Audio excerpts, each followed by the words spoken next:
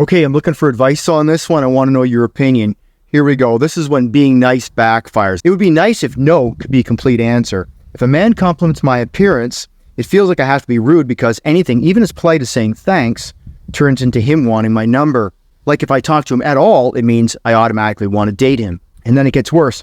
He says he wants my number, and then just saying no isn't enough. No should be the end of the conversation. Not, why not? Are you married?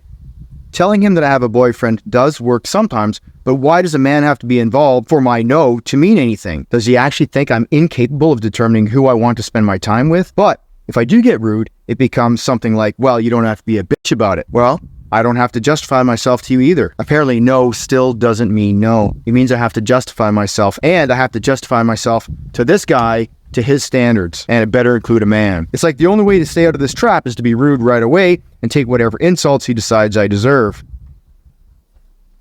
Riley makes a good point. So, here's what I want to know. How do you handle a situation like this?